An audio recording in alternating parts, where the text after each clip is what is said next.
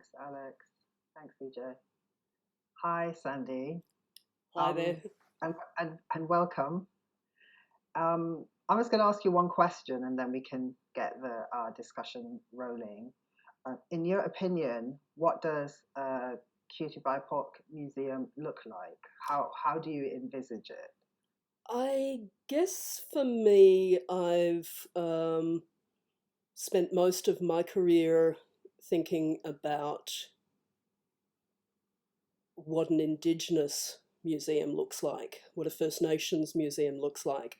At first, it was thinking about what it looked like for us in Australia. Obviously, I'm a Wiradjuri person, and I was really interested in what that would look like and how that would work.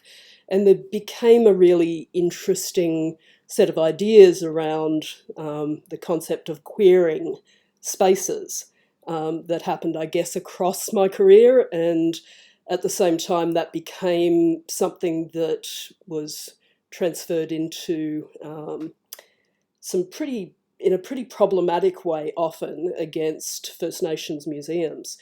And so I had a struggle with the fact that I was both queer and very interested in all things queer, and also very concerned about what happens in museum spaces, and concerned about actually Indigenous people being centred in that space. And of course, at the same time, queer people being centred in that space. And absolutely at the same time, queer Indigenous people being centred in that space. And this obviously extends out and radiates out to other communities, but particularly communities that don't already have a dominant position, have a dominant role, and haven't dominated. And so, in that way, there was a concern with the idea of queering being this concept of the other, and often when it was used in the context of Indigenous people in museums, in Australia at least, it became about othering rather than the equal opposite that we would think it is, and that I think a lot of people approach it in that way now. So yeah, I guess I see it as complex and somewhat problematic and kind of wonderful. But at the same time, what do I see a museum look like? Really simple. I think it reflects um, diversity. Yeah, it's the D word, but it actually is about recognizing that we're all of these things, and it's recognizing that we can't represent everyone in that, but that we can have a really good try at not excluding people. So, yeah. Yeah, but in a way, it's speaking specifically about the Tate, and Joseph raised this, and I don't know if it's something you can speak on it. There are very few Indigenous artists represented in Tate collection, and I don't know if Yeah. you can say anything to that. I mean, there's just a few Aboriginal artists, quote, using the word because that's the description they use. Yeah. We can talk about that. But do you have a comment on that? Yeah, I think it was. It's interesting to even read through, the search terms of Indigenous or Aboriginal or Australian Aboriginal Indigenous in that context, and to see the names that come up. Of course, are really substantial artists who are producing amazing work, often incredible sites of resistance in their work, and I think that's incredibly important. But also, I'm reminded that there is not necessarily a queer aspect to most of the work that's included, most of the work that's included, and I think there's a fundamental problem with that that's unsurprising.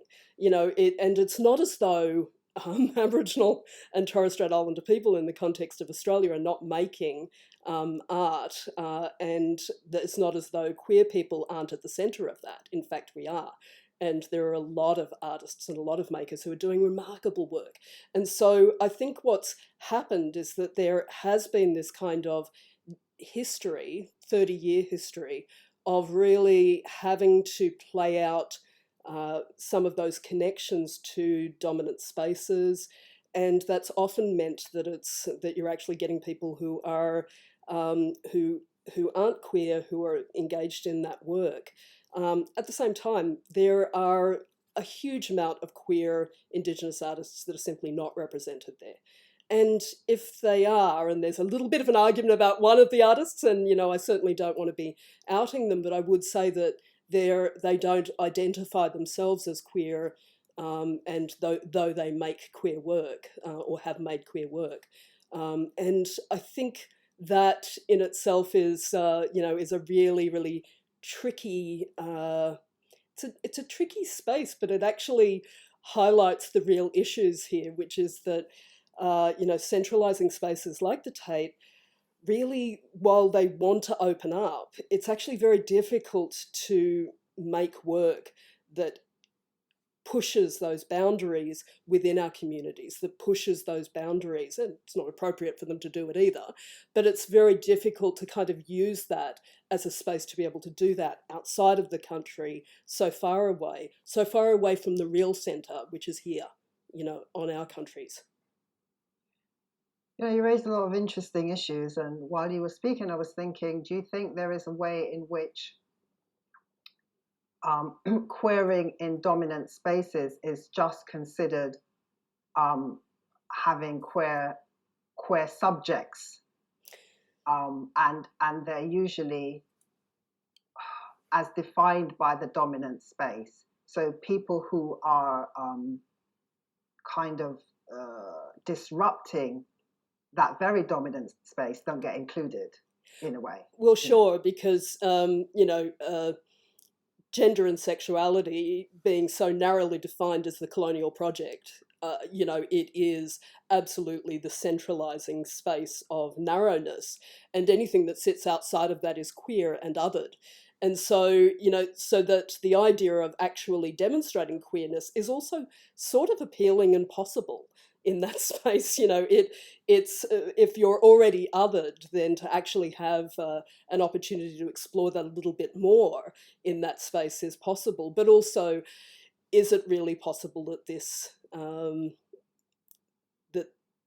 is an easy space in which to explore truths and realities? And I don't know whether that's what art needs to do at any stage.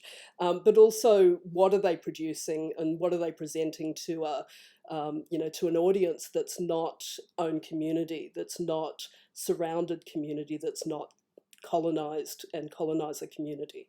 And I think they're important questions to ask. And I think the questions are more important than even coming up with a solution of, for instance, what an inclusive space looks like, because inclusive is always still going to be defined by whoever is controlling it.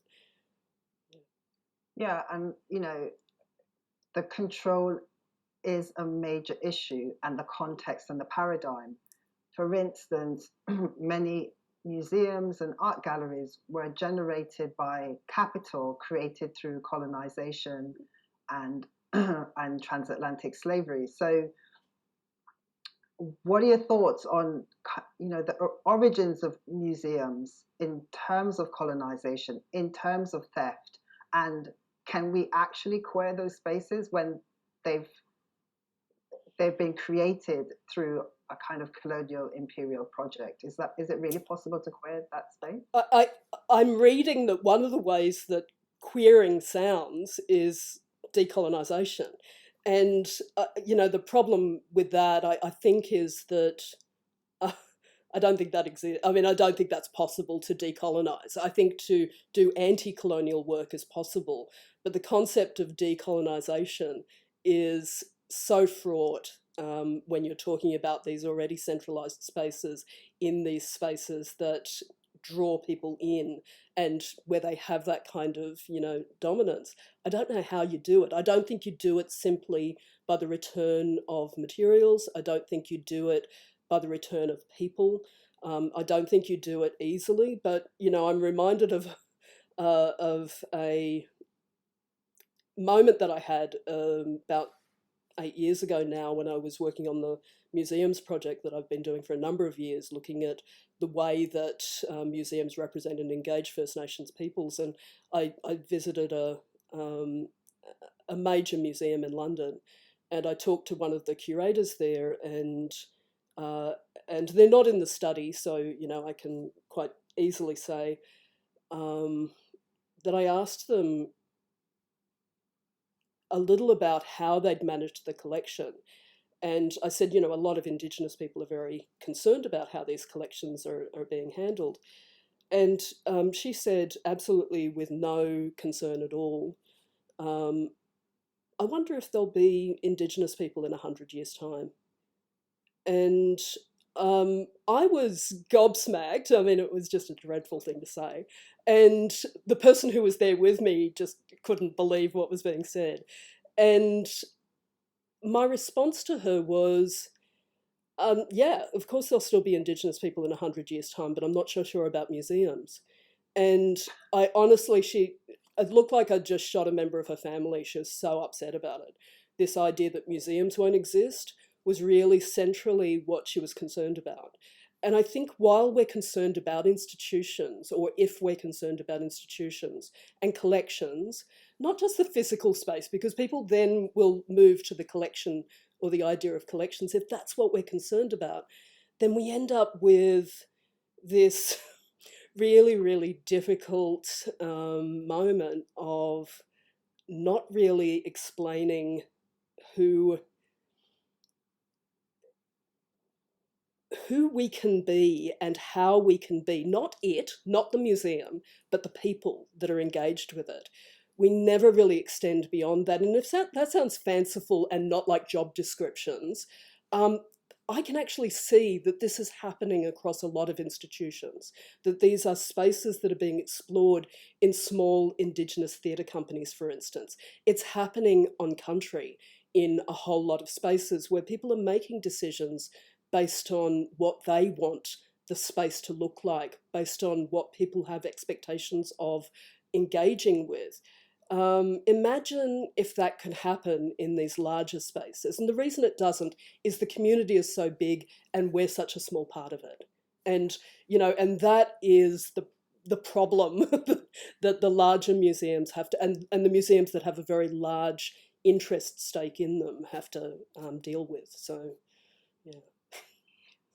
That's brilliant. Thanks very much for everything that you said. We've got a lot of material there. Fantastic. I was wondering if I should, do I need to mention anything about who I am, or will this already come after I think that will come, EJ, if EJ can come back into the... Sorry, I'm just wondering if I should... introduction on the night. Do you know what I mean? Yeah, no worries, absolutely. I think that's when that comes out. And I'll be on the same country for then and now, so yeah. Sandy, we will do when we intro at the start, as Campbell says. Yeah. We'll do, okay, I'm going to say hello to, welcome a couple of speakers tonight. Sandy, hello, tell us who you are, tell us what you look like, that kind of thing. Yeah. So we'll do the intros live. I'm trying to keep as much of it live as possible. Yeah, of course. But I think having these little conversations first take a bit of pressure off the evening, because we've just, we know that we've got the crux of the premise of the debate tucked away, and we don't have to worry about nerves and technical glitches and everything. And then we'll head into just being live and casual without too much pressure on each other, hopefully. For sure. That was really interesting, Sandy. Thank you for your contribution. Yeah, very, very interesting. Yeah. Very interesting. And as well from Joseph, thinking about it, the institutional context, that's quite interesting too. So that's great. Yeah. Really great. It's so complicated as well, isn't it? It is. And, I wish there was a solution. But, I mean, it was interesting getting your email. I'm sorry I didn't respond to it, actually. I'm just realising now. But, I mean, I kind of, at the list that they sent, I kind of rolled my eyes because, again, of course it's all non-queer people. And the only maybe queer person who is there is somebody who's just produced something that is so shocking about queer people that it's kind of awful, I mean, it is... This artist is, I haven't seen this work and I don't know what you're talking about. It's Tracy Moffat's work, and... I mean, Is it? Yeah, I thought Tracy Moffat was queer. And is yeah, it like, exactly. But doesn't talk about it, and then has made this yeah, work, but won't talk about it, which has its own complexity. And I really wish I yeah. could talk about that, but I honestly I just wondered if it can't. was her that you were Yeah, talking about. I think people will work it out if they need to work it out as well. So, Yeah, but it's also yeah, something that actually, she has to work out as time goes on, But see, and there's a very or interesting not. in that. We always, we expect queer people to be advocates for queerness and have all their artistic decisions solved and manifested and under control. Surely part of being an artist is you're trying to work stuff out as Oh, you go of along. course, of course. I mean, I'm constantly complaining about untidiness, and it's completely wrong. That's right. I mean, and I think that pressure that we put on, quite frankly, on ourselves and on others, particularly within the community, is the biggest problem that we have to face. But it's not That's made easier, through this whole process of big collections. It yeah, just isn't. It's made more yeah. tricky because of it, I think. Yeah. And also, we can't get away from the naming of queer can also be a career killer. Oh yeah, So yeah, to not name as queer, as yourself as queer, yeah, helps your career. I mean, yeah. it's like we can't pretend it's a neutral decision. Do you know Well, what I'm saying? I don't think yeah. that absolutely, but I don't think there was an interview for about 10 years that Tracy had where she Hmm. didn't talk about, please don't make me say that I'm Aboriginal, please don't. I mean, I think Yeah, there's obviously a fairly major work yeah, that actually is lodged with the Tate, of course, which is the yeah, faxes, so, but it's also lodged in multiple other collections, as you probably know, yeah. which is, this whole thing saying if people knew I was Aboriginal at the beginning, then nobody would have ever bought anything of mine, which I think it's arguable, given that Mm. the sort of credibility was built on the back of a fairly of night cries. So I mean, I think there's a Exactly, there's exactly, there's kind of a exactly. lot of, So but she's so married to that you just wonder if the same thing is happening in that context, and I don't think any of it's so as true as it was either. So well, I'm not so sure. I think it depends on who you are in a way, and it's also sometimes it looks like if you're queer and you make queer work, um, you know, I think it's such a bigger question about the critique of queer work, like who can actually critique queer work to say it's good or not good or whatever when the context for critiquing that work is so queerphobic. Do you know what I mean? yeah. The kind of it's, and I always find that as an artist, it's like, am I good, or are people saying I'm good because they think, oh, that's good for a queer person, that's even better for a black queer person, Oh oh my yeah. god, black, queer and Yeah, trans, oh yeah. my god, you can actually talk, Yeah, oh that's wow, you know. right. They know what a camera is. I know, right? That's right. No, you're absolutely right, and I think it's that whole piling on of um, these. I mean, it happens from within the community as well. There is this That's whole right. idea, and Yeah, I'm constantly attacked by it. That I kind of forget that I'm constantly attacked by it within the community of saying, stop talking about the colonial. We're really happy with men's and women's business. Stop this stuff. wow, Etc. Etc. wow, Of course, but interesting. I'm so used to it that it's kind of just background noise at this stage. But at the Yeah, same time, it's also sometimes absolutely foreground noise, and it yeah, takes over the conversation, and it does that to other people who are more vulnerable as well in multiple different ways, including me when I am. But I think I think you're right and I'm wrong about that. And I think part of it too is, with the whole notion of queering, as soon as you started to say it, I actually thought, I can't believe I'm saying this to people who are in the UK, because that's not the context here. I was just making the joke the other day about the turfs here. I mean, there's like two academics now, and they're both really junior, stuck teaching. Like, we don't have it here. Like, we worry about it, but we actually don't have it. and we worry about it because it's it's such a small percentage of the population who have a dominant voice. I'm not talking about what people think and feel and all the rest of it, but who have a dominant voice in the areas that we're working and thinking in.